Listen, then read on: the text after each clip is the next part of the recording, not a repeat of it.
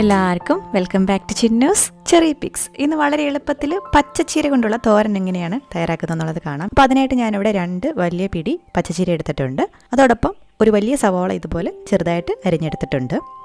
ഇനി ഇതിലേക്കുള്ള അരപ്പ് ആദ്യം തന്നെ നമുക്ക് തയ്യാറാക്കിയെടുക്കണം. അതിനായിട്ട് 2 പിടി തേങ്ങ തിരകിയത് ചേർത്ത് കൊടുക്കാം. എൻ്റെ മിക്സഡ് ജാർ ഒരുപാട് വലുതാണ്. ഇതിലേക്ക് ഒരു 5-6 കൊച്ചുള്ളി ചേർത്ത് കൊടുക്കുക. ഒരു നുള്ള് ജീരകപ്പൊടി ചേർത്ത് കൊടുക്കുക. 1 ടീസ്പൂൺ മുളക് പൊടി, ഞാനിതിൽ പച്ചമുളക് ഉപയോഗിക്കുന്നില്ല. ഒരു 1/4 ടീസ്പൂൺ മഞ്ഞൾപ്പൊടിയും കൂടെ ചേർത്ത് ഇനി ഇതിലേക്ക് ആവശ്യത്തിന്, ഈ അരപ്പിന് മാത്രം ആവശ്യത്തിനായിട്ടുള്ള ഉപ്പ് ചേർത്ത് കൊടുക്കുക. അതോടൊപ്പം തന്നെ ഒരു ചെറിയ വെളുത്തുള്ളി ചേർത്ത് കൊടുക്കുക. ഒന്നിൽ കൂടുതൽ വെളുത്തുള്ളി ചേർത്ത് കൊടുക്കേണ്ട ആവശ്യമില്ല. ഇനി ഇത് പൾസ് അടിച്ച് മാത്രം, വെള്ളം ചേർക്കാതെ ജസ്റ്റ് ഒന്ന് ക്രഷ് ചെയ്തെടുക്കണം. നമ്മളിത് ക്രഷ് ചെയ്തെടുത്തിട്ടുണ്ട്. ഈ ഒരു പരുവത്തിന് വേണം നമ്മുടെ അരപ്പിരിക്കാനായിട്ട്. ഇനി തോരൻ ഉണ്ടാക്കാനായിട്ടുള്ള പാത്രത്തിലേക്ക് വെളിച്ചെണ്ണ ഒഴിച്ചു കൊടുക്കുക. അതിലേക്ക് കടുകും വറ്റൽ മുളകും കറിവേപ്പിലയും ചേർത്ത് കൊടുത്ത് ജസ്റ്റ് ഒന്ന് മൂപ്പിച്ചെടുക്കുക. ഇനി ഇതിലേക്ക് നമുക്ക് അരിഞ്ഞു വെച്ചിരിക്കുന്ന ചീരയും സവാളയിലയും ചേർത്ത് കൊടുക്കാം. ചീരയും ഒരുപാട് ചെറുതായിട്ട് അരിയേണ്ട ആവശ്യമില്ല.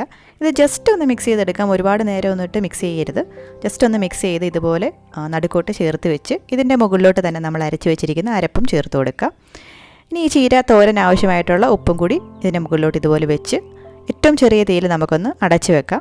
വളരെ എളുപ്പത്തിൽ നമ്മുടെ ചീര വെന്ത് കിട്ടും. ഒരു 5 മിനിറ്റ് കൊണ്ട് തന്നെ ഇത് നല്ല സോഫ്റ്റായി കിട്ടും. ഇനി ഇത് തുറന്ന് ഇളക്കി ഒന്ന് ചിക്കി എടുക്കുമ്പോഴത്തേക്കും നമ്മുടെ ചീരത്തോരൻ ഇവിടെ റെഡിയാവും. നല്ല ടേസ്റ്റി ആയിട്ടുള്ളൊരു തോരനാണ്. നല്ല ഉണ്ടാക്കിയെടുക്കാനായിട്ട് വളരെ എളുപ്പമാണ്. അപ്പോൾ എല്ലാവരും ട്രൈ ചെയ്ത് നോക്കുക. അഭിപ്രായങ്ങൾ കമൻറ്റ് ചെയ്ത് അറിയിക്കുക. പുതിയ റെസിപ്പിയുമായിട്ട് വീണ്ടും കാണാം. അതുവരേക്കും ബൈ.